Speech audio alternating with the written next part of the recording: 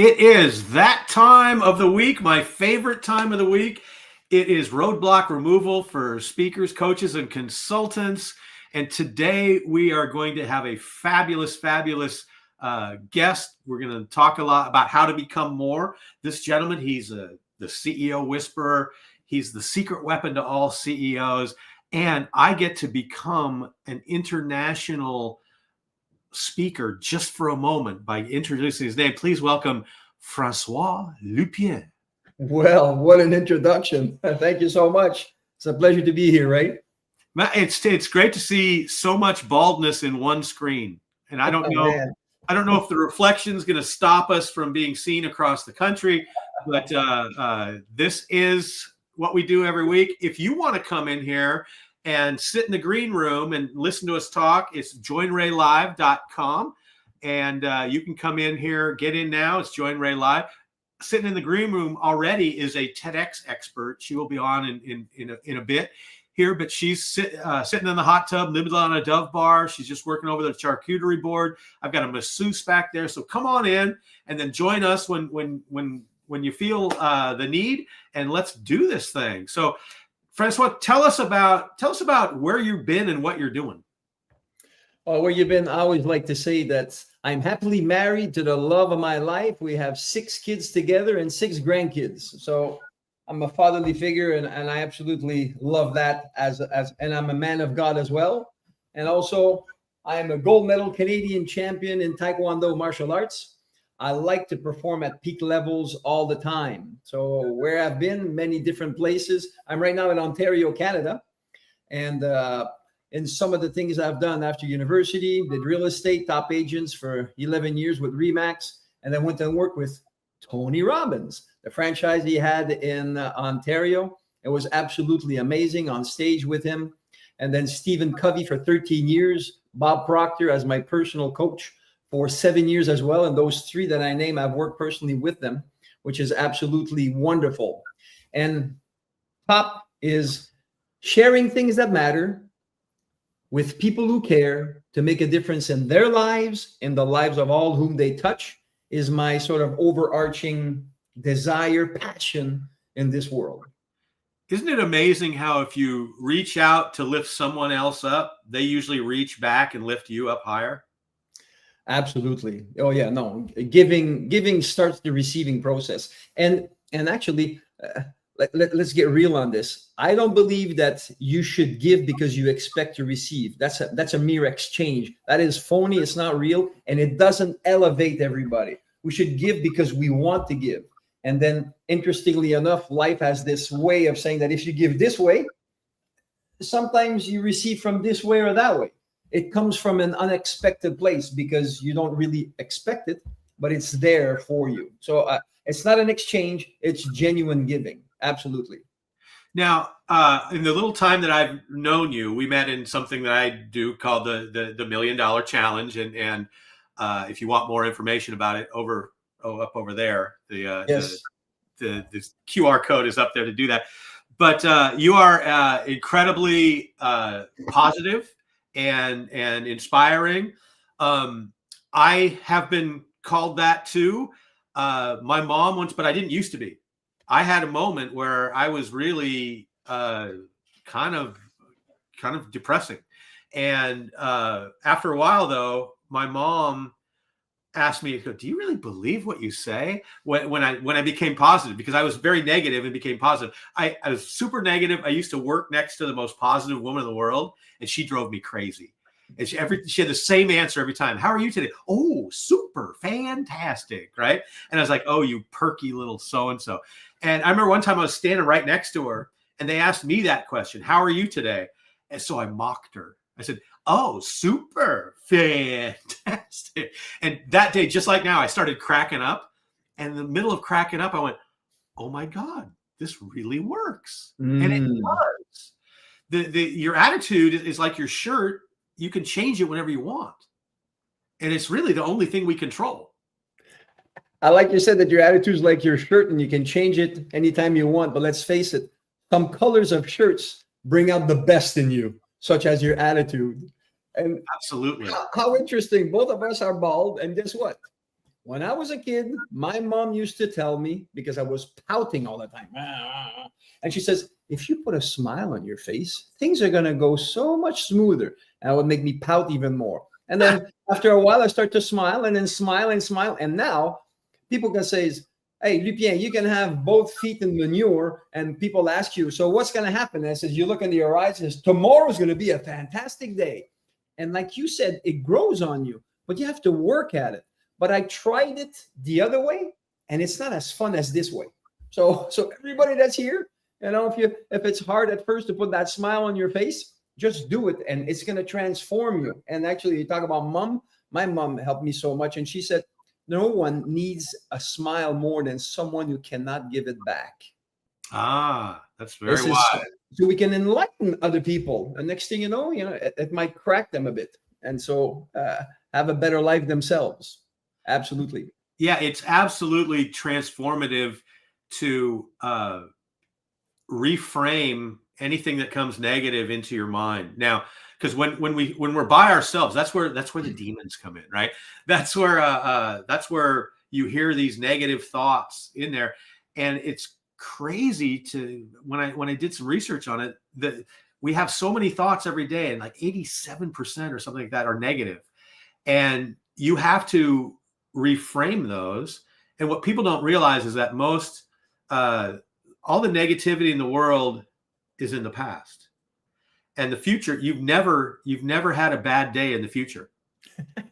And when people get wrapped up in negativity, what great leaders do is they don't try to repair the past. They try to prepare for the future. And those things are so amazing to lift people up. I was a general manager in a big box retailer at one point, and the turnover rate in retail is over 100%, which I don't figure out how that works. But mine was 10. And nice. All I did was try to put a smile on everybody's face every single day. And that's the key thing. We got Rich Hopkins is out there liking what we're talking about out in Colorado. That's good to see. Good to see you, Rich. If you have questions for us and you don't want to come on live, put them in the comments, and I'll make sure that we get Francois to talk about it. And even if it's later on after you view this thing, because it's on LinkedIn, it's on Facebook, it's on YouTube. That's where we'll make sure that Francois gets the questions you get. So tell me about being the CEO's secret weapon. A CEO's secret weapon. Well, it all happened with last year.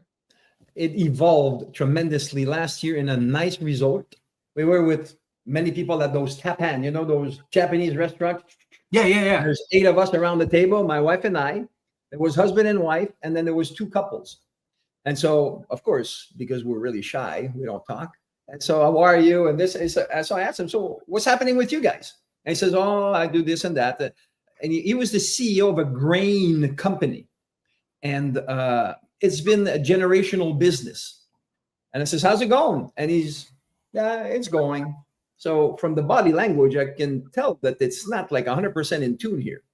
And I says, well, what do you mean? Is it not working? And he says, and he leans back and says, yeah, it's working. I'm paying for the trip for the whole family, the kids and the grandkids. And yeah, it's good. I says, but what's going on? He says, well, there's some challenges. And then right away he says, and what do you do? And I said, I am the CEO's secret weapon. What I do is many CEOs and business owners have a hard time articulating and speaking of the challenges that they face with the board or with the stakeholders or their team, because if they start to be negative or vent, everybody's going to jump ship. So therefore, they're forced by their role to actually have the armor that I'm impenetrable, I'm the best, I got all the answers for everything, and it's not really the case. And then I said, and they can't even tell their spouse about it. And then his wife went like this, did you hear that? And so I was doing it a bit, but now I'm doing it full blast. And I've been talking to so many CEOs who are saying, finally, I can vent out in a confidential conversation things that have been waking me up at 3 a.m. that I can't talk to anybody about because they cannot see a crack in my armor. But as we talk together, we can articulate new ways of presenting it. And you use the word reframe a situation, how you can position yourself for the next opportunities that are coming, or the extra growth that came so fast that now you're overwhelmed with it. And then we can deal with this and prepare for the future and making it something that, and remember I said I started at the beginning that I'm married 35 years to the love of my life. I think that family is very important. And no success in life can compensate for failure at home is also something that is dear to me. So sometimes those CEOs put so much effort and time in the company that everything else crumbles apart. I bring harmony in this, making sure that people can actually live a full life and yeah, a peak performance life. And I think that phrase, one of my favorite phrases, you have to reframe it to tame it. And the thing that CEOs and people in a position to talk to the board don't really understand from a personal standpoint, they will give them the data that they need to do what they need. But what they really need to look at is the story behind the data and what emotions that creates. And what people don't, every decision is really made based on an emotion. There's no factual decision in there. And it could be that simple emotion of, I'm going to speak in front of the board and they're going to love this.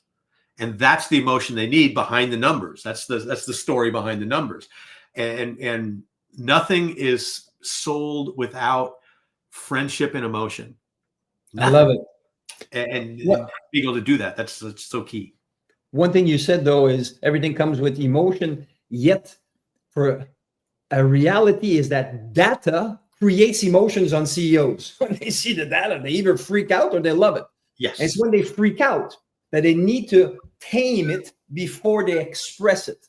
Otherwise, it's a challenge. So that's why that confidential conversation becomes paramount in making sure that they're articulate in front of the board and that people see for who they truly are, the leader that will get them to the next level. So I like that thing of emotion that you talk about, but that data drives a lot of emotion and sometimes sleepless nights. And that's not good. We don't want people to burn out. You know, it's work is important. We're living on this earth right now, and people say that money is not important. Well, stop paying your phone bill, stop paying your mortgage, stop paying your car payment, stop paying your electricity bill and your heating bill, and see what happens. We all know. We're all saying, oh yeah, of course, definitely. So money is needed to actually succeed or have a life. And the more you have, the more comfortable it is. And like Bob Proctor, my mentor, says, the more money you have, then you can start to replace yourself. He was building a school every 2.5 weeks. Wow. Every 2.5 weeks, building a school. And so people was asking, how much money you got? Says, I don't know, but I don't lack any money.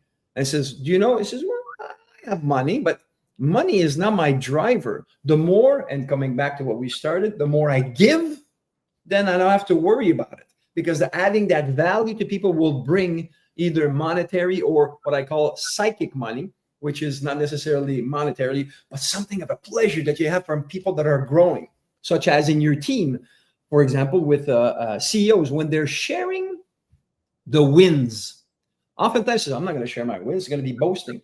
Well, if they share their wins with people in the following way, we did this, the team did this, not I, because if you do that, you isolate yourself. But if you encompass everybody, even if it's not 100% true, it still encompasses them. And you put what I call the mortar in between the cinder blocks that are necessary to build your business. Because if you just got cinder blocks and you put them one after another, you can still push them. But when you start putting mortar on these things, then it becomes immovable. And so you're paying your staff, might as well praise them so they can get to the next level and continue to put out a lot of effort to make the dreams a reality, serving the people that you serve.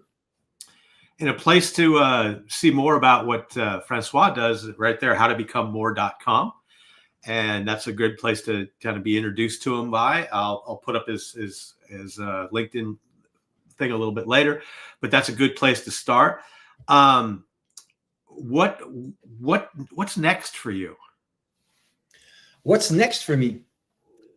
Speaking actually back to speaking, because with Tony, I was speaking on the boards with him. That was very interesting, actually. And as you said, 6 kids, to put it in the back burner.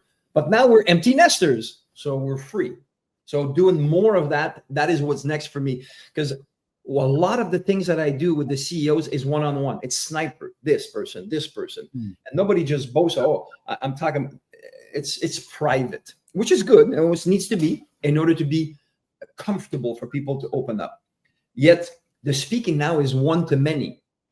So what I'm looking to do is going onto the Inc. 5000, the fastest growing companies, and speaking to them. You guys are growing fast, but because of that, the growing pains are existing, and you need to have outside perspective on what's going on. Otherwise, you get so busy because you're growing fast that you don't see what's going on. Like I like to say to people, we have eyes and we look forward. When you look at me, you see here and you see in the back and you see all these things. I don't. The only thing I see is here. So this helps people to understand that we need others. We need to have outside perspective so that those blind spots just don't wipe us out. And talking about it openly enables people to discover them, become aware of them, and then deal with them. One thing that you said before, and I don't want to lose it. At the beginning, you said this lady was always so happy, and so it was irritating you. The movie Inside Out, there's this lady, Joy. She's always happy. And after a while, it gets on everybody's nerve. But at the end, she taints and she changes a bit. And so at first, when people are coming for peak performance, this is anything that's negative, eliminate. I'm 63 years old now. I still ride motocross and surf, so I'm very active. And I have in my pool, I still every day, 40 degrees outside right now. I still go for my polar dips every morning. And so I like to be at peak performance. One of the things that is important through wisdom, if I might say humbly, is that whenever ill feelings are coming, instead of rejecting them right away, it's a good idea to say, why is this happening? What's going on here? And then when you realize what's going on here and you understand it much better, and that's why having outside help to understand this more, you get to see, oh, this is what's happening. And then the question is this helping me get to the next level? And the obvious answer is no. But it's something that you realize as you're going through the motion. And then you can say, okay, is this what I want? No, what is it that I want? And now we can turn towards the other solution without being constantly dragged back to the, oh, I'm just putting my head in the sand like an ostrich. That's not what we're doing. We realize that it's there. We realize that those feelings are hampering our ability to grow. And it says, is this the best for me? No. Then we can do something else and get to the next level. I've repeated it twice for emphasis because it is a process that is so much more powerful than just saying, no, there's no negative. There are negatives. It can kill you. So let's make sure that we deal with it in a calm way so that we can be responding rather than reacting. I wanted to bring this full circle, what you said of that lady that was saying everything is nice all the time. It gets on everybody's nerve. So to avoid this, that's the suggestion. It's almost like one of the keys is that need for a break that slows things down. And that's what was missing from the younger me, where I was a little bit of a hothead, right? But the thing that I believe it was Jim Rohn who came up with the first phrase that I used to get me to stop doing that. Isn't that interesting? Mm-hmm. And my friend has a better, I like it better than that, is that's every time you see something that's very weird, it's like, that's very unique. Ooh, and so this happens. So there's three levels of holding back a problem with it. There's, isn't that interesting? So I was in LA and I'm driving down the freeway and a car stops in the middle of the freeway. And I go, oh, that's very unique, right? And then it starts backing up to get to where the off-ramp is. And so the next level is like, okay, of all the choices that guy thought he had, that's the one he thought was best. And I feel a little bit better about myself. Now, the third one takes a little explaining because I was walking down the street in San Francisco, and out of nowhere, a unhoused individual jumps up right in my face and says, "Are you Janet Jackson?" And I don't know what they have to do, how they're going to react. And all I had is this thing up here. And the third level of this is, what would Chuck Norris do? Yeah. Now, young Chuck Norris, but 80-year-old Chuck Norris that doesn't want to get in scrapes, probably still does, but I want to be Zen Chuck Norris. And I thought for a second, really quickly, and I said, I get that all the time. I'm taller than her.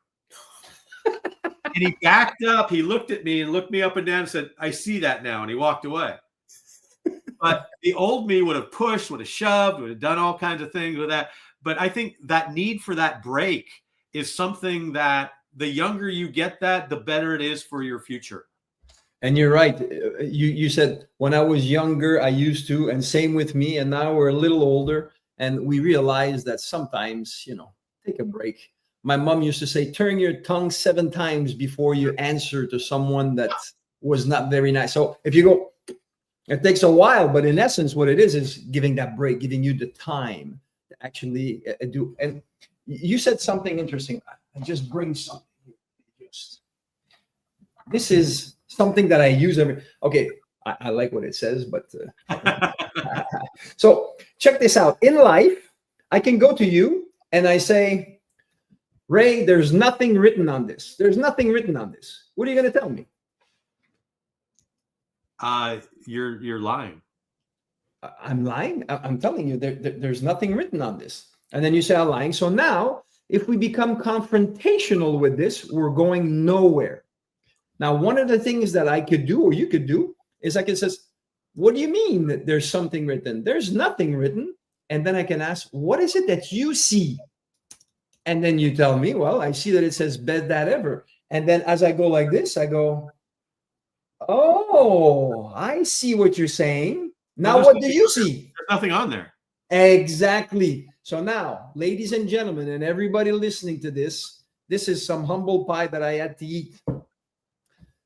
2 people can look at the same thing and say the total opposite, and they are both right. Let's stop judging others, not knowing where they're coming from, what information they have that leads them to believe that what they say is true. And this has helped me tremendously to put peace in many different situations. Think about it. 2 people can look at the same thing, say different things, and they're both right. This brings peace to my life and brought to many people. And I suggest that the next time that we're in conflicting situations, we remember, and that's why I took the prompt here to actually show so you can have a picture in your mind of saying, oh yeah, it's true. So why do you say this? And next thing you know, we're opening dialogue. I have a dream of saying that if all politicians would do this, there'd be no war, but not yet, maybe. It's amazing that we focus on what we see. But if I say that, and I've done this to a group before, I've said, well, we see the sky as blue, but all of us see a different blue color. And if I say that with confidence, I don't know if that's true. I just made it up. But if I say it with confidence, people go like, oh, wow, I never knew that. And they look at me as very insightful. But the one thing you can have, like I used to do seminars across the country, and you get all your reviews afterward, and there'd be 50 people in the seminar, and 49 people would say, you walk on water, and then one says, this was awful. What do you focus on? What do you think I focus on? The one that was awful. And I remember sitting there. I was in the 2016 presidential election. I was sitting in a bar in Phoenix, Arizona, and I heard people yelling and screaming about the results on both sides. And that was the moment that I realized that to become president, if you have approval of 52, 53%, you won in a landslide. And I'm up there at 95% approval. I'm doing better than the president. Oh, there you go. There's your reframing. And that's exactly the reframe that came in. That reframing part has been so important in changing who I was. I've told this story a few times, but I have had a lot of financial problems over the years, because when I tried to do things on my own, it didn't work out.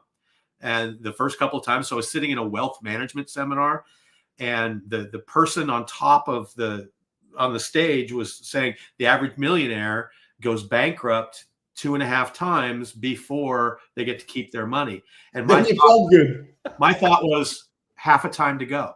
And that moment, talk about a reframe, I went from feeling like I was a total loser to, oh my God, I'm on the right track. And the thing that made it for me is I realized that when I worked for others, I was extremely successful. When I worked for myself, I wasn't good at it because I tried to do it by myself. Then what I did, got a coach. There's somebody I have to be accountable to. And I worked for this. My mentor in all this thing, a guy named David Newman from Do It Marketing. And I was very successful in his program because I had a little bit of money left when COVID hit, and I went in his program and I did so well. They asked me to coach, and I coached for him with that, and got out. And I'm like 6 months after not working with him, I'm going, something felt weird, and I go, oh my God, this felt like when I was doing it. So I went and I hired another coach, and I know I need that. I know I need that. David's been a great, strong influence, and I like to take what he does and try and make it better and move it on forward to other people.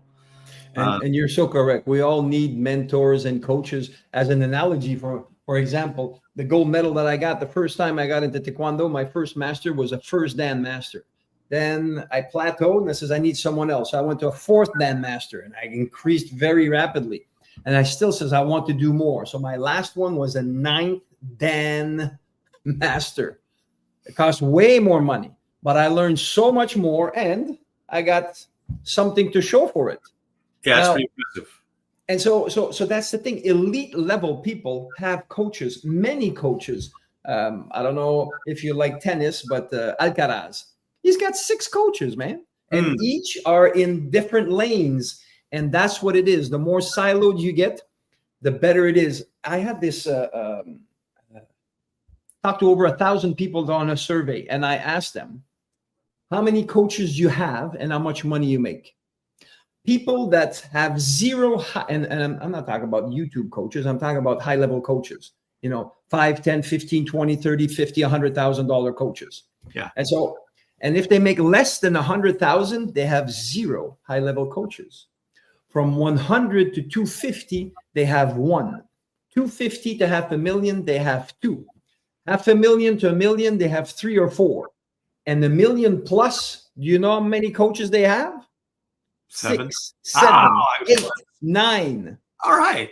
And then whenever they're there and you ask them, what's the key? What's the difference?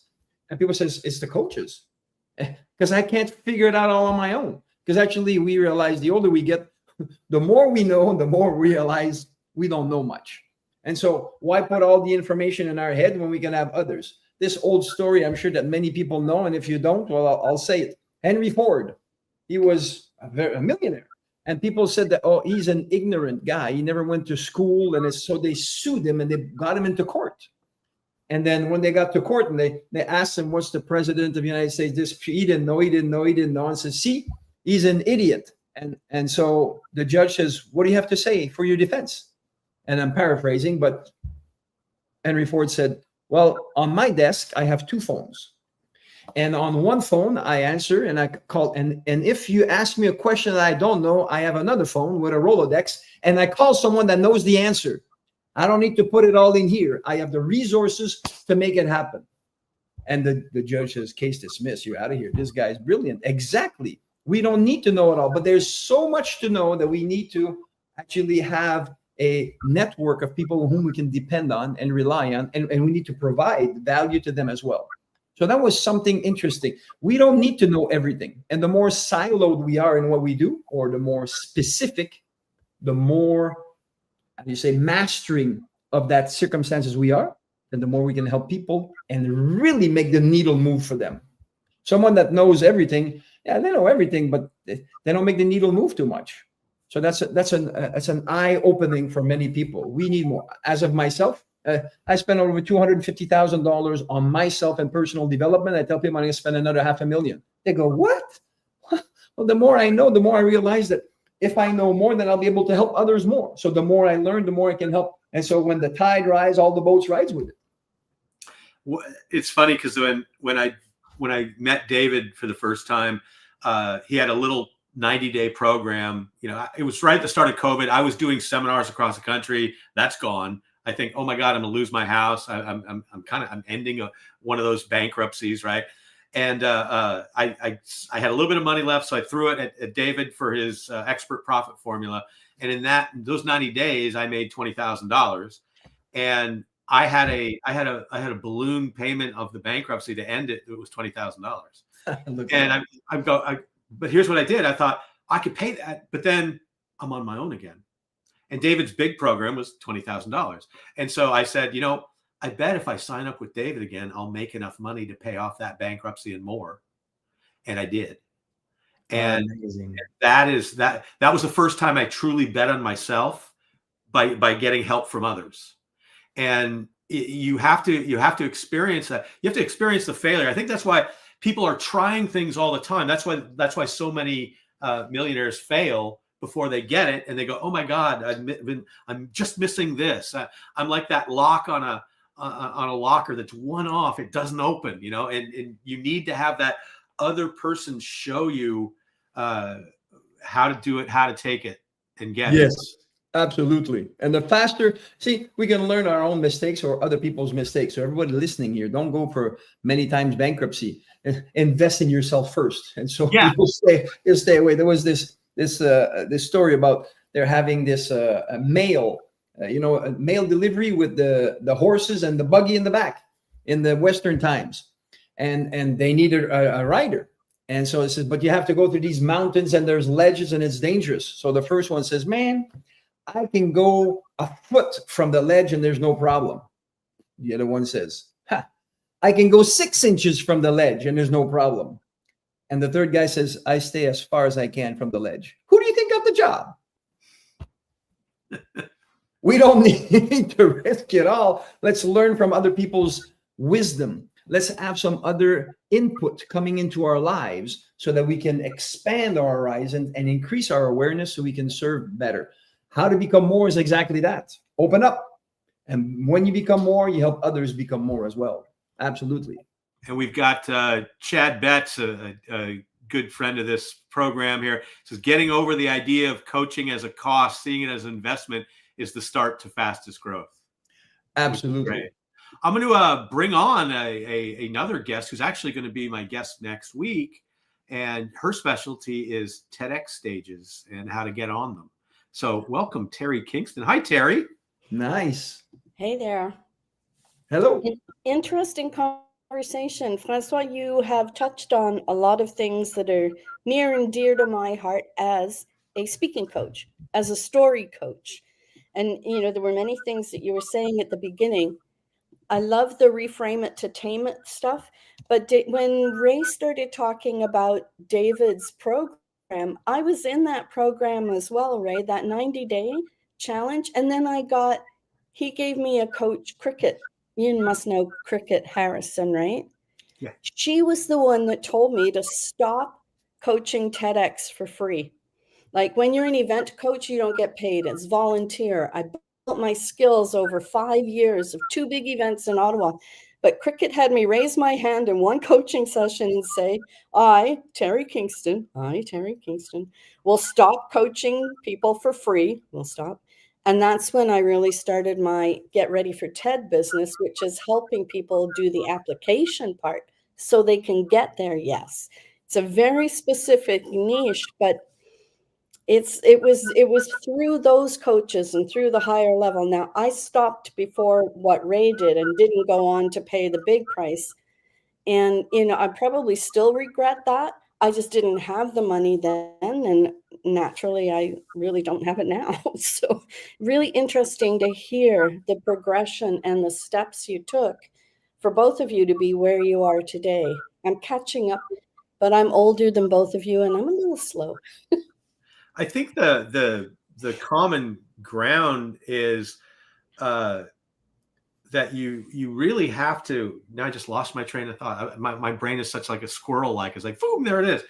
But the things that we do to get where we're going to go, you have to allow other people to help you. And I went through the same thing that you were talking about, Terry. So when I the first thing I did with David was a program that I still run called the Humor Algorithm. And my first idea, it was to teach. Ideally, it was to teach people in the tech industry how to who love their ones and zeros but hate the human interaction that goes with it, to teach them how to communicate.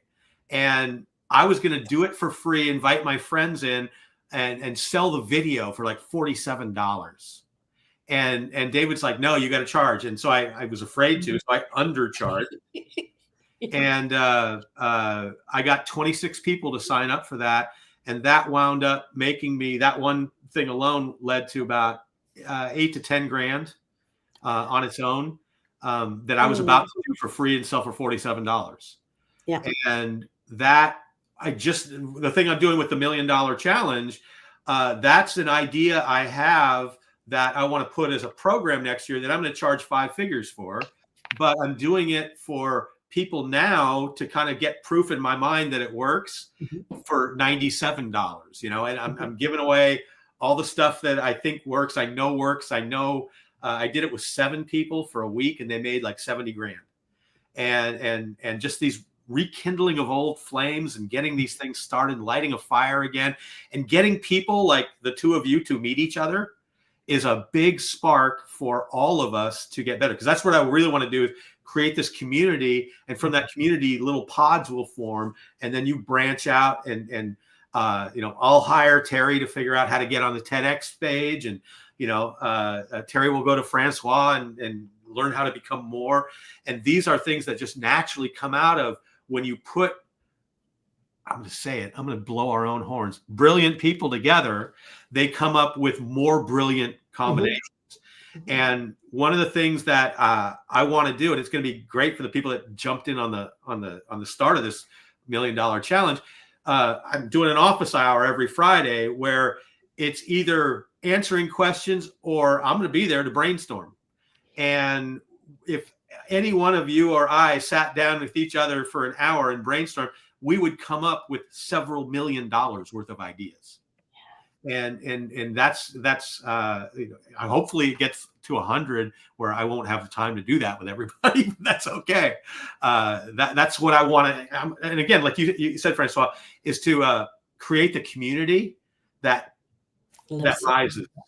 Because I know if they get there, I get there. And when I worked for the man, and I was a mid-level boss at first, I wanted to make my boss look good, because if I looked good, he took me with him. And when I hired people, I wanted to hire people that were smarter than me, because they would make me look better and they would be my replacement if I went. And there was a point in this company where my district had about 8 leaders in the district, and all of them were people I had hired. And they go, man, you guys made me look good for so long. How loyal do you think they were when anything came up, if they needed to do something for me or cover for me? That's what friends do for each other.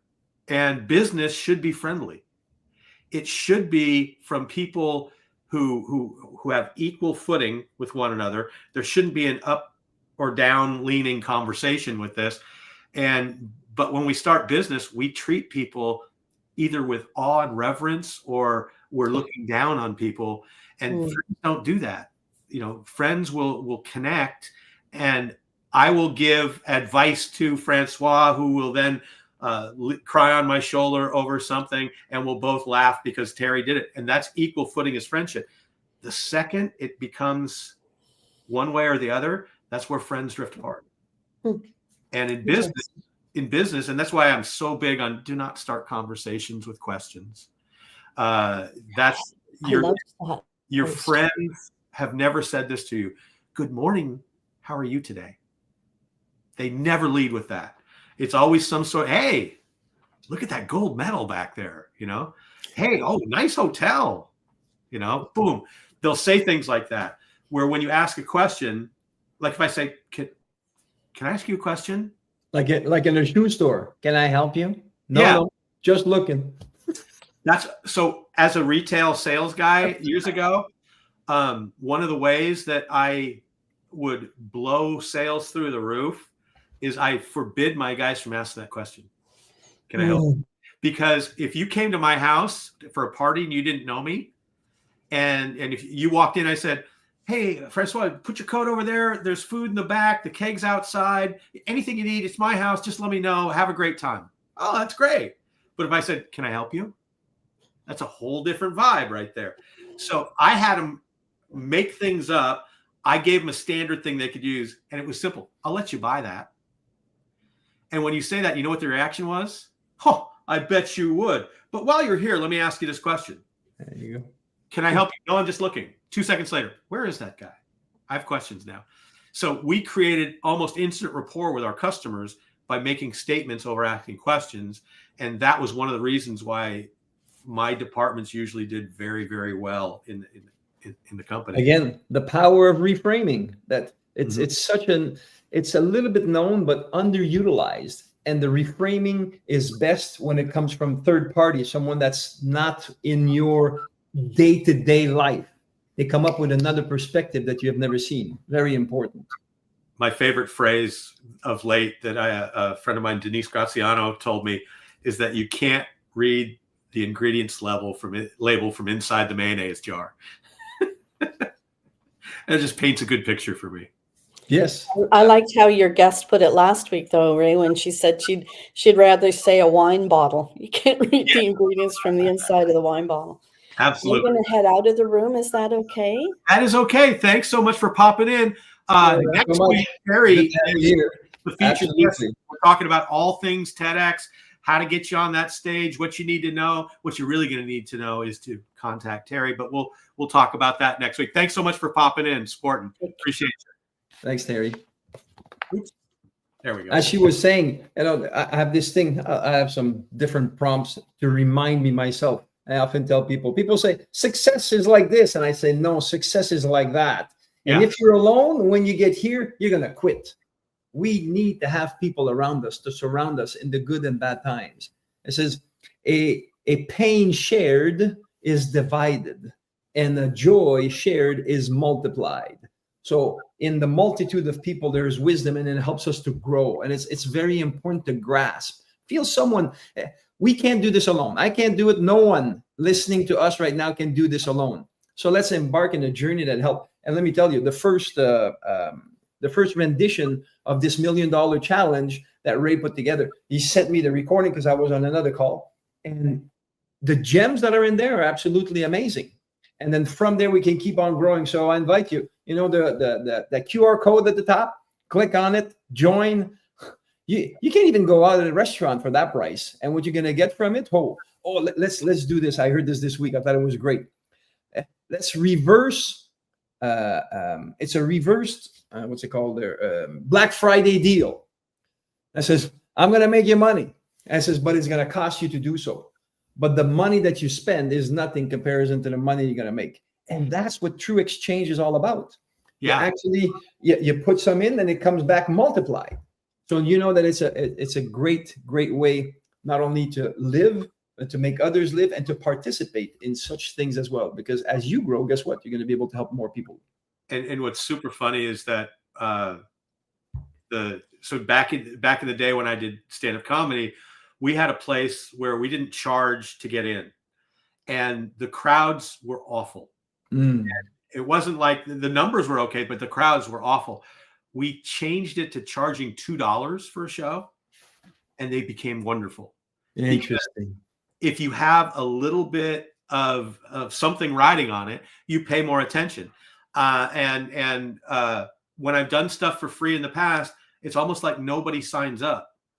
But if you do just a little bit in there, and I know, because I really want to have, I want to be responsible for a group of people making $1 million.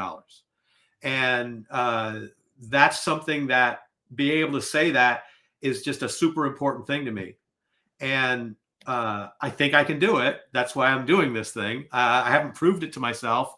I've proved the steps work, and I've proved they work individually.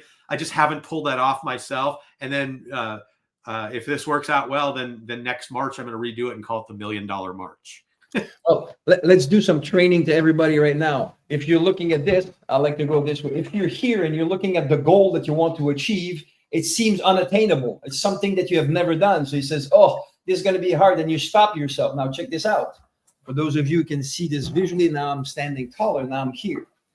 If you put yourself with the goal already done and you think the way that you're going to be thinking once you're there, all of a sudden, all that reality starts to take form. And then you can look back down where you are and says, you know what? If you take these steps, you're going to come here. So you, in essence, reverse engineered where you want it to be. So first you got to see it and live it as if you are. So it's fake it till you make it.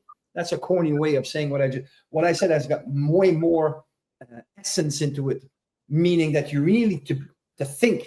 And doing it alone, once again, is hard. When you have someone else that helps you, you can conceptualize and see angles that you did not. And as you perceive them, then the reverse engineering to what you need to do today, and then take action. I have those 3 words there. When you decide on what you need to do and you commit to do it, success is inevitable. That's a formula right there. Make a decision, commit to it, success is inevitable. One of the crazy things is, and I'm sure you've had this, where somebody who's working with you or comes to you or is part of your company, and they'll come in and they go, Francois, I don't know what to do. And they're overwhelmed, right? And how do you get them whelmed? Well, you don't sit there and go like, I don't know either, right? And what people don't realize is that when you're overwhelmed, you've lost hope. And what we do with a coach, with somebody having a different angle to see it, is we give that person hope. And what hope is, it's the simplest thing in the world that people don't understand. It's simply the next step. Clarity, I call it. Yes, absolutely. Yeah. If you're clear on something, you got to take that next step. A confused mind takes no action. That's why they're confused. That's why they're overwhelmed. They don't know what to do next. So we need to bring clarity. That's why I have my trademark is CURRE, the cure. First, we need to clarify where you want to go, and I'm going to go fast. The second is uncover the things that are stopping you from making it happen.